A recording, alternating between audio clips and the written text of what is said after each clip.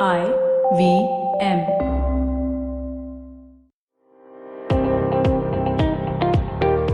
Welcome to All Things Policy, a daily podcast by the Takshashila Institution. We are a bunch of policy nerds based in Bengaluru, and we like bringing fresh perspectives to Indian affairs and Indian perspectives to global affairs. So grab a cup of coffee, sit back, and join us for today's chat. Hello and welcome to All Things Policy.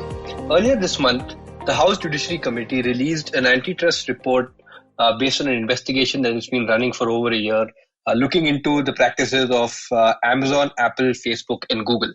And to unpack this committee report and the recommendations, I have with me today Rohan and Anupam. Hi guys. Hello. Okay, so let's quickly dive right into the subject. Right, so it's really a very, very comprehensive report. Right? Over 400 pages, I believe over 1 million documents that they studied, and it seems to have looked at all these companies in very different lenses. Right, like they looked at Amazon specifically from private labels, Apple as their app store, Facebook from acquisitions, Google from their search dominance, etc. Right?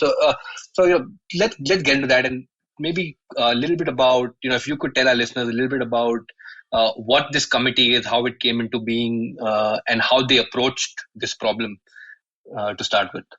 Yeah, the committee has been in work for, I think this is one of the in-depth kind of studies they've done on big tech in the US. And the committee has been at work for, I think, more than a year and a half. I think it was formed in June 2019, if I'm not mistaken. So, or even earlier, and now the report has come out. So it is quite comprehensive in that sense. Now, the reason, of course, as to why they went into all of this is you have to remember that this is all in the context of the political economy of the US at the moment, right? So we have to remember that talking about big tech was an important aspect of pretty much every other presidential candidate in the primaries. So the Democrats, from Elizabeth Warren's big idea of breaking up big tech, which you find a lot of strands of that has come into this report, to, of course, Donald Trump criticizing the big tech for silencing the voices of Republicans. So we have to understand the political economic context of it, which is that Democrats in the US, of course, had a problem with how big some of these big tech companies were getting, how much revenues they were earning, the dominance in their respective fields, etc.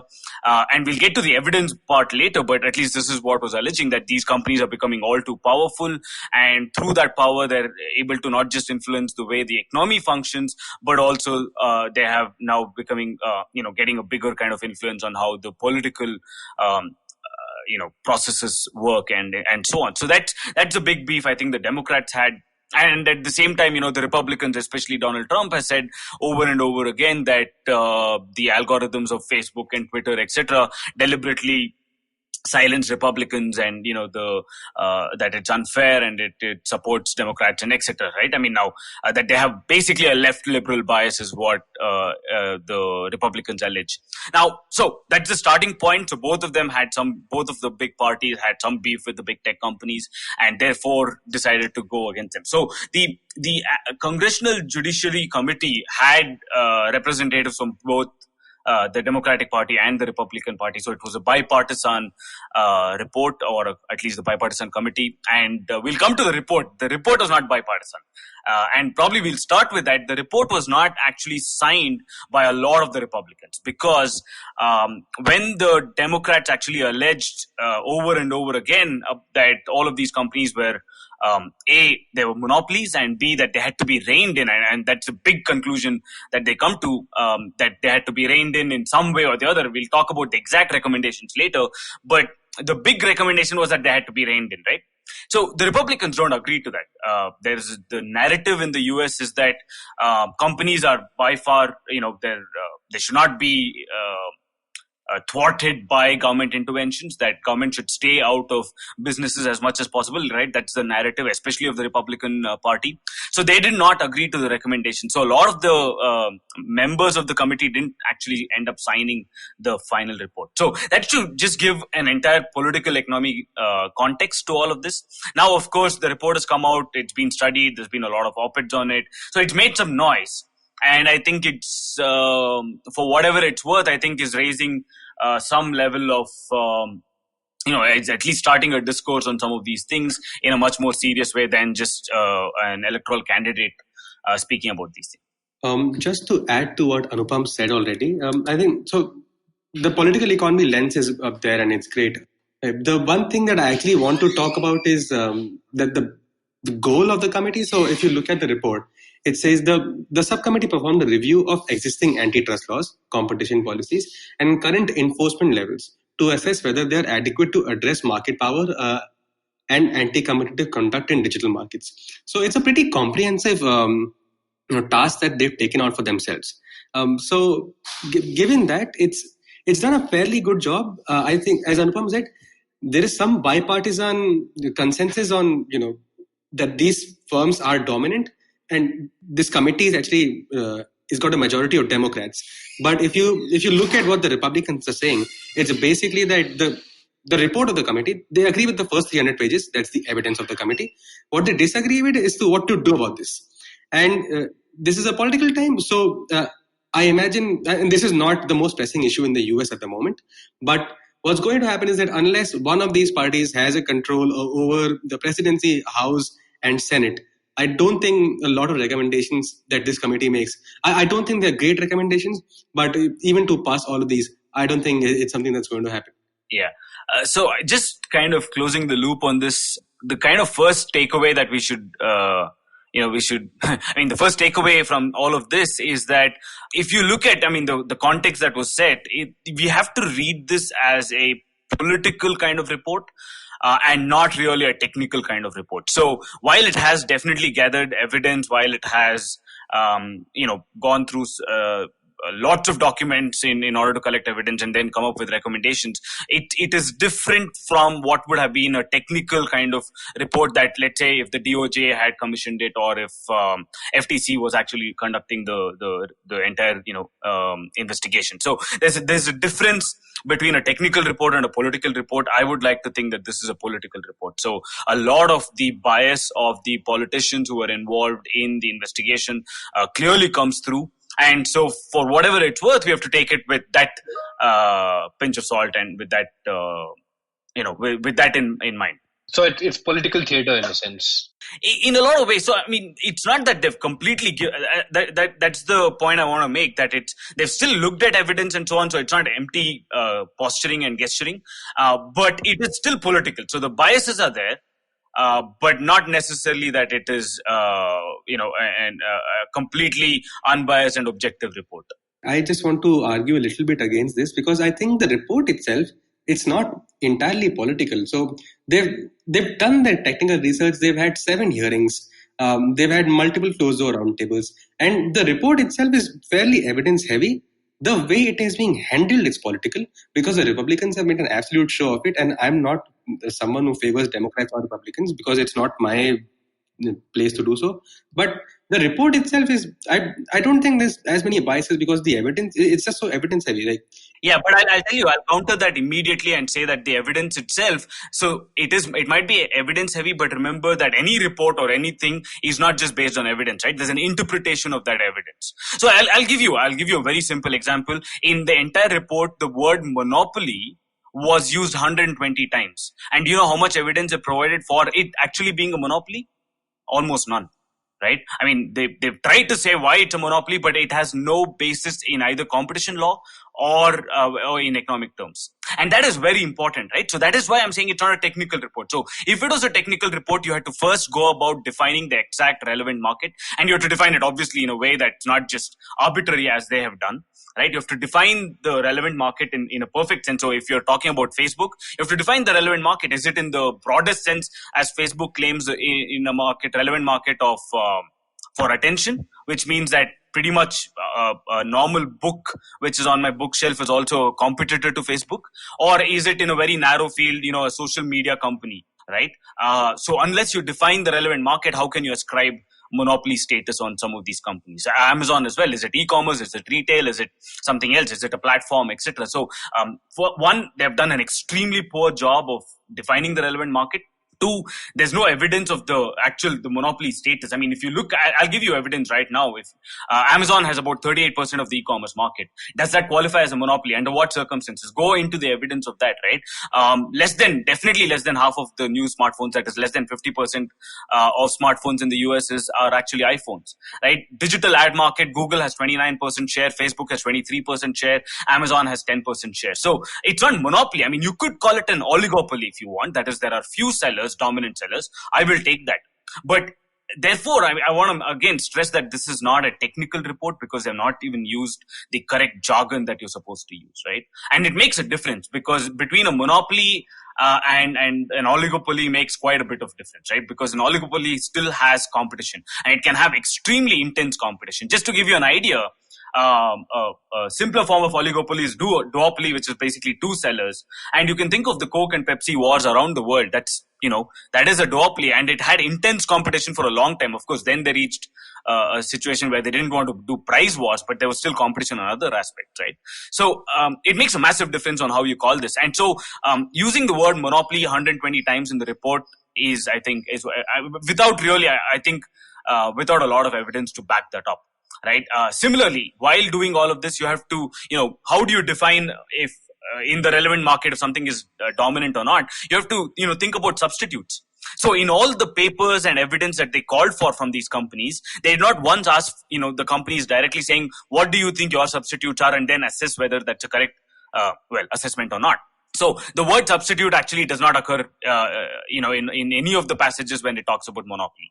And that again, for me is, again, if it was a technical report, it would have gone deep into, okay, what are the substitutes for Facebook? What are the substitutes for Amazon? Is there enough? And so, I mean, these companies will obviously have an iron-proof comeback, right? Which means nothing will ever get done. So that is where I think is the biggest failing of the report, that a lot of these things were done arbitrary, and you're basically giving, if I can come up with absolutely good arguments for why the report is wrong, then you can trust me that with all their $1 million paychecks, the lawyers at all of these antitrust lawyers and all of these companies can tear apart this report with no reluctance. Okay, so how have they gone about it then? If they haven't done it this way, have they used any criteria, or is it all just posturing and assertions? So not really. So I'll give you. So this is at least my reading of the entire report, right? So there's two strands of thought. Very broadly speaking, two strands of thought.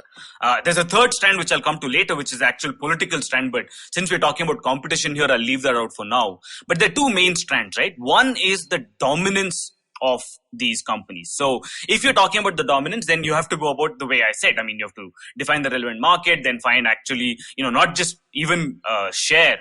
Market share is just one tiny aspect of the entire thing, but you have to go into a lot of other technical kind of criteria for which you would use to establish dominance. Okay. Now, I think they've done that very badly. They've done a kind of bad job about it and just established.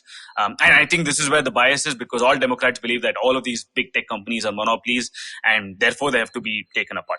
So I think they did a bad job about it. Now, where they've done a really good job, I think, is actually collecting, gathering, and even compiling, I would say, because a lot of work was done by others, but compiling a list of evidence about the anti-competitive practices which some of these companies deploy, right? Now, again, do anything about it, you'll have to go about in the longer route, as I mentioned. But at least now, finding evidence and compiling evidence of the anti-competitive practices, I think was a very important step. And especially when lawmakers take cognizance of it, I think is an important step. So what do I mean by these anti-competitive? By and large, I think all of that revolved around one particular aspect of platforms, which is on platform neutrality, right? That is essentially vertical integration in platforms. So, again, I think most of our listeners, if they've listened to any of our podcasts on platforms, would know this very well. But, vertical integration is where Amazon is both a platform and a seller on the platform, right? So they're vertically integrated. And so that a lot of the conversations and the evidence that they've picked up is on this platform neutrality and how pretty much all of the big tech companies have violated that platform neutrality. So, about what kind of app store fees that Apple and Google charge, how do they, function that, work as that gatekeeper function that they have, basically, push the results of the competitors into the third page while you boost your own, or deliberately charge a higher fee to your competitor like Apple did to Spotify, and a whole bunch of these things, right? So they have a lot of evidence about this. How Amazon, for example, harvests the sales and product data from its marketplace, from all of the sellers on its marketplace, and then use that to sell, the best kind of items on it, and then you copy them, you do copyright infringement as well, all of this, and at lower prices so that you screw your rivals. So there's a whole bunch of these things about even Google, right? As European Trade Commission has gone after them, and so has India and now the US, etc. About how Google deliberately changes its algorithm such that its own offerings come first and someone else gets pushed, etc. So, right. So all of this is to do with platform neutrality by and large, and I think they've done a very, very good job of compiling these evidences and saying, okay, how has all of this affected some of the competition? How has this affected the consumers itself, and probably in the long run at least how it will affect prices and choice for consumers? I agree with a lot of what you said, Anupam, but there are instances where, so for example, I think when it comes to defining the relevant market and enforcing that, I don't think it's the job of the Congress to do. I think it's more of an FTC/DOJ mandate. I think the report essentially is to look at whether this approach of defining the relevant market and then proving abuse or dominance in that market is something that's actually correcting for market power or not. Because I think eventually what this report, ideally what it would lead to is change in legislation that will allow FTC and DOJ to interpret all of this differently, so that even if they don't define a relevant market or can prove abuse, there are still other ways that they can check and balance all of this. So you talked about being stuff being substitutable. So maybe that is some way in which the legislation can progress. But I don't think it's the Congress's job to actually define a relevant market. And I agree, they've done a bad job of doing that. I'm terribly sorry to interrupt, but if it's not the Congress's job to define the relevant market, then neither is it the Congress's job to ascribe monopoly status. And I'll let you continue after that. Yeah, sure. But I think if a law is made, interpretation is then left to the DOJ or FTC. So the Congress doesn't actually go on and say that this thing is a monopoly. They've gone ahead and done that in this report, but the Congress has many powers. Breaking up companies is not one of them. It can define that legislation, but it can't necessarily enforce it. That is left up to other government bodies. But yeah, there's plenty of stuff in the report. We've talked about how big tech will respond. I think because Congress has basically stopped short of saying that you need to break all these companies up, I think there's going to be hue and cry and posturing saying that, oh my God, how can these recommendations be so cruel? But at the same time, I think there will be there'll be a sigh of relief that tech executives are going to be breathing as well as their lawyers, and I think that posturing we're going to see in coming weeks. So yeah, I think as far as the response from big tech is concerned, I think internally everyone's going to be extremely happy because the recommendations themselves aren't something that I don't think I see the Congress enforcing, or for that matter any government, because a lot of them seem to be anti-business, and that isn't something that has historically been in the DNA of the US. So when we get to the recommendations, I'll talk about what platforms, what tech companies might have problems regarding those recommendations. But I don't see a lot of them apart from one that talks about reforming case law. And in the investigation phase itself, how did the tech companies respond? As in, what did they do about it, and were they cooperative? We all saw, of course, glimpses of all the big four CEOs coming there and testifying in front of the committee. But apart from that, are there any other highlights from that entire investigation period? The committee's report actually puts a good summary of this. If you look at the introductory chapter, it basically says that all of these people have been extremely evasive, haven't actually been good to get hold of because I know they had some problems getting Tim Cook on the thing because he was going to send a senior executive instead. And then they say that they basically avoided questions and when they've answered, they've looked guilty. And I think they're referring to that bit about when they're talking about platform neutrality. And Jeff Bezos basically says, well, we do have a policy that talks about not stealing data of sellers and using it for our own benefit, but I can't say it's never been violated. So that's a little bit of a smoking gun and also hilarious, not for those sellers though. And so big tech during the hearing hasn't been cooperative, and you see that in the strategy itself of when they send over documents. So when they ask these big tech companies to send over documents from Amazon/Apple or Google, so Amazon and Apple have basically taken a very narrow interpretation of what documents to send to the Congress. And I think Prateek gave the figure earlier before the podcast. It was 2,000 documents that they sent. Google, on the other hand, so Apple sent 2,000. Amazon sent about 24,000. Yeah. So and Google, on the other hand, send 1 million documents. So you see that there is this couple of strategies that are being taken here. The first is that Google's trying to overwhelm, and like it would be nice if the Congress committee had a search function that could sort through all of these documents, which is extremely ironic. But Google's strategy is to basically overwhelm. And Amazon and Apple's strategy has been to be extremely shrewd and say that, listen, you asked for this is the minimum that we can do. And they relied on a couple of acts to say that they can't disclose such and such knowledge. And that committee has acknowledged that. And they said that it hasn't been easy to talk to big tech and get them to cooperate. Yeah, and I think in their public responses, they've all basically, as expected, come out against the report, right? And that's been interesting as well. I think Amazon raised the same point, Anupam, that you mentioned, right? That it's not a very big chunk of the overall market, so you can't really claim. Yeah, and it was very interesting. I was reading the article which had the funniest headline about this, which said, "Big Tech blows a collective raspberry at the House's antitrust report." I don't think as a Texan article, I don't think you can sum it up better than that. Right? You can read the 4 blog posts, but it's basically that, right? It's just it's a collective raspberry. Yeah, but I'll tell you one other thing. So one of the smoking guns, I think, was as Rohan was mentioning, the Jeff Bezos. Obviously, I mean, he's saying that I don't know if it's been violated, or at least I can't assure you that it's not been violated. I think that is something that they can take up on platform neutrality. But on some of the other aspects at all, I see the thing is they don't have a real. I don't think the report has a clincher. And that's what I mean. So in some of the other cases, they have irrefutable evidence that they're engaging in anti-competitive measures, right? In the Microsoft case, they had one. And in several other cases, you have this kind of irrefutable evidence, right? Of, let's say, an email from someone who's someone higher up, probably the CEO itself, saying, let's go harvest the data. I mean, of course, it won't be that blatant and that plain vanilla, but but something like that they could use. It's exactly that blatant. And the report mentions that Amazon refers to other sellers on its platform internally as competitors. So they refer to sellers as internal competition.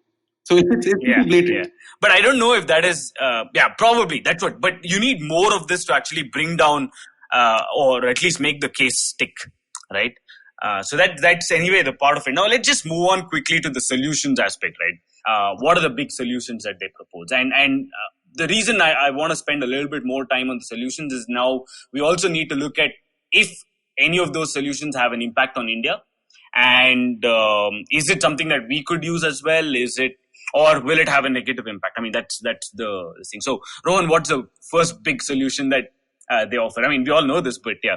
There are a bunch of them. I'll highlight 3 that I found most interesting, and then we can talk about how they impact India and also how effective they're going to be. My take is that they're not very effective, and I'll get to why. The first one, we'll go through them one by one, if that's okay. The first one talks about instructing antitrust agencies to presume mergers by dominant platforms to be anti-competitive. So basically, like, they shift the burden onto the merging parties to prove that their deal would not harm competition, rather than making enforcers prove that it would. So, for example, if Facebook was buying Instagram today, the burden would be on them to prove that, well, this isn't anti-competitive. We're doing this. This isn't a market that we've captured, and we're not going to be abusing that. I personally think it's very anti-business. So, I mean, because these companies make a lot of accusations. I mean, the report says that Facebook made 100 accusations, and the act that talks about regulating acquisitions is called the Clayton Act. It makes sure that mergers don't lead to monopolies. I mean, that act hasn't been enforced, and the report's been pretty. Sorry, I mixed up accusations and mergers. But it's almost a tongue twister. Anyway, so the thing is that if you push the burden onto Facebook to make sure that the merger with Instagram isn't actually anti-competitive, then it's less work for the government and actually more work for Facebook to prove that, well, we're not going to harm competition. And harming competition is important because it leads to, and this is why this whole investigation got started, is because it leads to a decline in the free press and also eventually democracy. So I think that is anti. I have a slightly different take on this, Rohan. As in, not that I don't agree with you, I completely agree with you. Yes, it's going to be a pain for some of these companies, etc. But I think that's not the biggest issue here. The biggest issue is that it is a completely ineffective solution. Facebook has, as I said, hundreds and hundreds of lawyers with $1 million paychecks. So they can come up with absolutely irrefutable kind of arguments about how it's not going to harm competition at all. Do you think that's going to be difficult? I mean, look at some of the arguments that any of these companies have made in the past, publicly made in the past, about why they're not dominant. And there's no way that, even though it might seem silly for a person who's listening in, there's no way you can't, there's no way that you can actually prove that it's wrong. And so I would imagine that they will have no problem coming up with any of these things, right? So the main thing is about effectiveness, and I don't think it's going to be effective at all because when one company is acquiring another company, they'll go out of the way to say, yeah, it's a completely different market, we are a different market, and therefore this acquisition is not a problem. Or, I don't think it's going to be hard for them to come up with justifications as to how that's not going to harm competition. I agree. I know that Facebook has very well-paid lawyers and they're very good at the law and figuring out how to avoid all of this. But I think the more important thing, according to me at least, is the downstream effect of this. Because if you just look at how Silicon Valley operates, there are actually a bunch of startups whose only goal is to get acquired by companies like Facebook or Google so they can be multimillionaires and so on and so forth, right? And this is going to make it incredibly hard for that ecosystem to function. The report already talks about a VC kill zone, which means that if you're operating in areas that one of these companies is operating in, you don't get any funding at all. In fact, you know what? I've heard that argument a lot of times and I completely disagree with that argument, right? And I'm coming exactly where you're coming from. In fact, it's not a VC kill zone at all. I would say the exact opposite. A lot of companies actually, startups get funded with the hope that they'll get acquired by the big businesses because that's a perfect exit plan for the VC. Right? In a lot of other cases in the startups, you don't have an exit plan. You don't know whether it's going to do well or not. And you don't know how and when you can exit. But if you're going to get acquired from one of these big companies, you have a perfect exit plan. So I think it's the exact opposite. But that's where they're reading it from, right? That they're saying that the acquisitions lead to startups not getting funded and therefore it's an entry barrier. I say it's exactly the opposite. Startups, as you perfectly said, I think startups get into this field, a lot of startups, not all of course, but quite a few of them actually get into the field wanting to get acquired by this thing. So you want to make a product that's good enough so that Google acquires it and then you've done your job. You can live for the rest of your life as though in retirement. Although I think Rohan's point was slightly different, and correct me if I misinterpreted, right? It was, you were saying that the lack of investment is in the same area as these big companies, right? Not necessarily in an adjacent area where there is still hope for acquisition, right? For example, no one funds a search company right now, right? But you would still fund a company in the hope that it would get acquired by Google someday. Yeah, see, the search companies, maybe not, but it's not that a lot of people are building new search companies now when there is Google anyway, right? What will happen is that they build complementary services to the search, right? In a lot of places you say, okay, there's a search and I can add some value to it, right? In terms of whatever, I'm not a tech guy, so I can't say what, but it's about the value addition. And if that value addition makes enough sense, then they get acquired. They get funded and acquired. In any case, no one, of course, will fund a search company now. So that's what the committee is saying. They're saying that, listen, there's this kill zone, so you can't start an e-commerce company today. Right? No VC is going to fund you unless there is a chance that you are away from the general business interests of these big 4 or 5 companies. In that case, VCs will fund you. For example, there is a company that, I don't know, I think one of the case studies in the report is that of celebritynetworth.com. So it's basically this website that talks about how much a celebrity's net worth is worth. And so their whole revenue model is that you click and you go and then you look at ads. What Google basically does is it scrapes all the data of celebritynetworth.com. So when you look at what a celebrity's net worth is, you don't have to go to the site. And so it kills the website because Google's got this database now that it's taken from the website, so no one's going to your site to look at ads. And so the thing is that if your service has a chance of getting acquired by Google, sure, but there is a whole range of services here. Social media companies, e-commerce companies, streaming companies, search companies that will now never get funding, and that is essentially the VC kill zone. But I don't want to belabor this point, but entrepreneurs are clever, right? I mean, this happens not just in the tech world, Rohan and Prateek. I mean, if there is a really big shop next to my house, like a massive 3-storied mall, then I'm not going to start another small shop which sells pretty much the same thing as one of the shops inside the mall does, because I'm not adding any value, right? The chances are I will start a parking service next to that mall so that I can make money, right?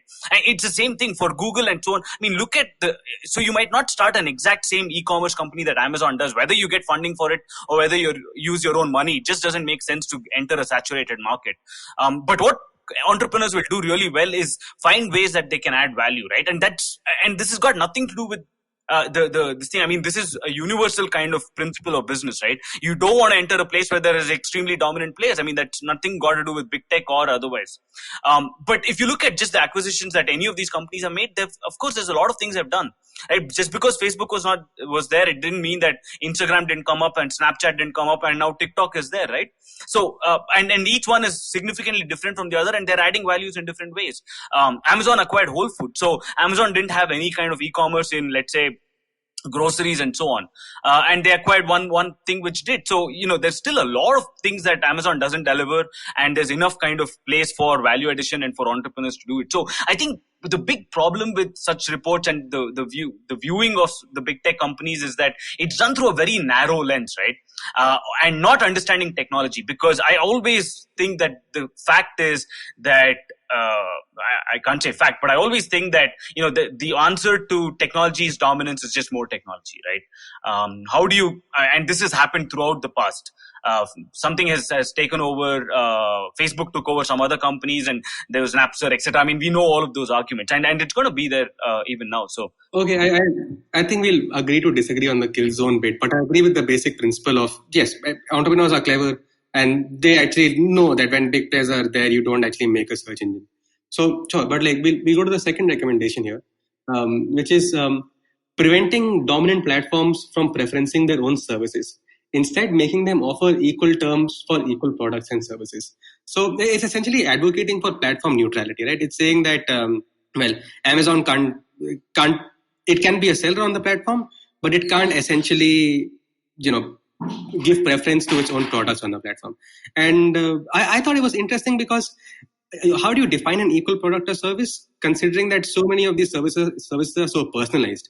So not Amazon, but essentially on Facebook, you wouldn't have an equal product or service because Facebook is most personalized or something else is less personalized. That makes them inherently unequal by design. Yeah, but I don't think that's a very big problem, Rohan. I think the problem of vertical integration in Facebook doesn't still exist because Facebook doesn't post content on its own which rivals, let's say, my content. So in that sense, it's okay. But the bigger problem is, I think with Amazon and so on, I think it's easier to do, right? If Amazon is selling 28 liters, Amazon Basics is selling a 28 liters microwave oven, and LG is selling a 28 liters microwave oven, then that's an oddly specific example. Though. I'm buying a 28 liter microwave oven. So, but if LG has better reviews and is lower price, and yet it, I think, promotes Amazon's own product in front of it, I think that's a very clear case of platform neutrality. So there's multiple ways of going about this. Again, just saying that you should not is, I think, a very poor way of doing it. But yeah, but for the report, I think that's fine. But going ahead, you need to frame laws as to how will you ensure that they do not, right? And there are ways to do it. So you could have a business arbiter. You could have LG, for example, go to a business court and say, I've been, whatever by Amazon because I have a better product and at a lower price. It's exactly the same as Amazon is doing, and I'm getting I'm getting hurt because I'm not affiliated with the Amazon platform as Amazon Basics is. So if you just do that, I think there's a simple way of solving that problem. But so that's the platform neutrality, and I think that's a vital importance. So I'm glad they bought it out, and there's enough number of cases around the world that platform neutrality is consistently violated by these platforms. So. Yeah, I think that's good that they've highlighted it, and now that should take the form of some form of concrete laws going. Yeah, so there's also that platform neutrality is a good thing to argue for, but it's extremely hard to detect / enforce because how would you know that Amazon's being not as neutral as you would expect it to be? And so during the testimony, the hearings, there's this story about a bookshop that was doing extremely well until they just completely stopped getting preferred on Amazon. And Amazon instead becomes a dominant seller there, and the bookshop basically goes out of business. Its whole family, all of their workers, they have to go out of business, and it's very heartening. I recommend you watch it. But how would you enforce platform neutrality? I mean, I think the idea broadly here is that you don't as much unless Jeff Bezos comes out and says something as stupid as, well, I can't guarantee that platform neutrality hasn't been violated. In which case, then you completely go after Jeff Bezos and say that, listen, boss, this isn't right. So the detection enforcement part isn't necessarily as as streamlined, but the punitive part at least needs to be more well thought of, because what happens once you violate this neutrality, and then how can they punish you so that you don't do it again? Because detection will eventually happen. So yeah, I thought that was a very interesting recommendation by the committee. Yeah. Let's move on to this. So the third one is requiring dominant firms to make their services compatible with competitors and allow users to transfer their data. I have a lot of thoughts about this, Anupam. What do you think about this? Yeah, I mean, it's a difficult one. Essentially they're getting into interoperability, right? And it's a very difficult, I think it's a very difficult recommendation to actually see through without sometimes completely harming the business that you're subjecting this rule to. So one, I think a lot of businesses, obviously, I mean, if they're offering a particular set of services, etc., then they don't want that to be easily transferred and transported to another service, right? I mean, because the way that they have provided that service, etc., it's going to be different from others. So I think enforcing that is going to be problematic. In some cases, interoperability makes sense, which, and there's probably a case for for easier and smoother transactions. So in the financial sector, especially, let's say between wallets and so on, I think interoperability makes sense. I mean, there's and so that's going to smoothen transactions, reduce transaction costs, and generally will benefit everyone else involved. But I don't know how it's going to be if I can, let's say, take out all my data from Facebook, and I mean, you should be allowed to, of course, delete all of the data and so on, but take all of the data from Facebook and now use it on Twitter. I mean, it doesn't even currently make that kind of sense, right? So that interoperability, I'm not entirely convinced. I would think that there's, in a few places it would make sense, but in a lot of places it doesn't. And I'll first admit that this is a confused thought. I'm not completely clear on the implications of this. So can I just say that I'd be a lot richer if Paytm money and Ola money were just the same wallet, because I can spend them at different locations and none of them seem to be the locations I want to spend them at the same time. So it would just be a nice thing to have a common wallet standard. Yeah. But yeah, it makes complete sense in the wallet, right? Having interoperability. But I want to, there are two aspects that I thought were important. Firstly, there is the social media interoperability bit, right? There is the sense that if all my stuff is on Facebook, has been there for the past 10 years, then if I want to, shift it all of it to Twitter, the problem is that I might have friends on social media whose photos I might have, or I might have tagged them in status updates. And without their consent, all of that would be shifted to Twitter. So I don't know how consent works on social media here, because I might want interoperability, but other people on my feed might not. And I might have tagged them, in which case I've compromised their data. Right. Second bit on the I'm just going to say inter thing, and because my English is not great today. So the second thing here is, and actually relates to the non-personal data protection bill, right? The report that the committee came out with. If I told Amazon to be interoperable, then a lot of their data, I mean, they can basically share a bunch of their data with other people and make sure that all of them have your data and have the same data as all of their sellers. But at the same time, that's actually a bit anti-business, because it's requiring companies to share data with each other, and that might make it a bit of a problem, because not everything has standards. Like e-commerce doesn't have standards, so it would require Amazon to share data with Flipkart, and then by that extension, it would also require Amazon to share data with a smaller company like Snapdeal or so on. So that interoperability might actually be a challenge, because it would lessen the value of the data that companies hold on you.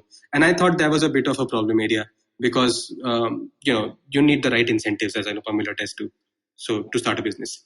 So those are the main recommendations I wanted to discuss. Yeah, of course, the biggest recommendation of all of that was that they have to break up big tech, but we are not going to spend any time on such complete nonsense. No, so we know just right at the outset. Antit podcast, everyone. Thank you. Yeah. No, we know that, for instance, breaking up big tech is as likely to happen as the anti-Trump-Mexico wall. Okay, it just, and getting Mexico to pay for it as well. Mexico is not paying for that wall, man. Yeah. So we're not going to spend too much time on that aspect, but just a final thought. I think it's already way over time, but just a final thought about all of this is that I think it's an important report. Just to sum it up, if you look at what's happening in India, where we are making some of these rules on the fly and not really having a systematic approach towards regulating or at least looking at the competition aspects of the big tech companies, I'm just glad at least that for starters, policymakers are taking cognizance of some of these aspects. It might not be in the perfect direction that we want, or it's not, that the solutions might not be the ones that we are looking for, but at least a reading of the problem, initial reading of the problem seems to be on the correct path, if not perfect. And I think that by itself is important, at least beginning a conversation around some of these really important aspects is important. So in that sense, I think it's done a really good job. Two, I think one of the biggest problems in all of these attempts to regulate big tech all over the world, and this is just my concluding thought, is that the big problems that a lot of policy makers have against the big tech companies is not really about competition. Or about dominance, or about the size of the companies. The real problem they have is about its impact on society, right? In terms of, and Prateek is the expert on this, but in terms of, the misinformation, the fake news, the disinformation, the electoral interference, how democracy is getting subdued, etc., right? So there's a whole bunch of these problems that are, I think, very real and a much bigger concern for politicians. But unfortunately, there are absolutely no tools to go after some of these things, right? There's absolutely zero tools that we have, known tools which work, that we have to control some of these things. And therefore, we're using the tools that we do have, which is competition laws. But you have to understand that there's a massive mismatch here. You cannot solve the problem of misinformation using competition laws. And so therefore, I think we have to be, and in India as well, we have to take cognizance of that and be aware of what you can and cannot do with competition laws. And then, the entire thing about what are the consequences of setting some of these things in motion. Yeah, I think the only final thought that I had, I guess, maybe 30 seconds for you, Anupam, do you think what will this do to the consumer harm standard? Will it shift there? I think that's probably a good note for us to stop on. Ideally, and this is something that I've been recommending for quite some time. Ideally, it should shift, not away from consumer harm, but I would say that the notion of consumer harm should be expanded to include the sellers on a two-sided market as well. So a seller on Amazon is also a consumer of Amazon. And if you just do that, a whole bunch of these platform neutrality will suddenly get I'm not saying that's a solution, end-all solution, but at least now you have a concrete framework at which you can solve some of these problems where businesses are getting affected or competition is getting affected because of the platforms. All right. On that note, let's wrap up. I do recommend you read that report if you have the time. It's 450 pages, but there's a wealth of good information in there as well in terms of the investigation and the evidence that they presented. All right. Thanks, guys. Just one last thing. Before we go off, Rohan, say interoperable. Interoperable. Okay, thank you guys on that note. If you liked our show, don't forget to check out other interesting podcasts on the IVM network. You can tune into them on the IVM Podcast app. ivmpodcast.com or wherever you listen to your podcasts. You can also follow IVM on social media. The handle is @IVMPodcasts on Twitter, Facebook and Instagram.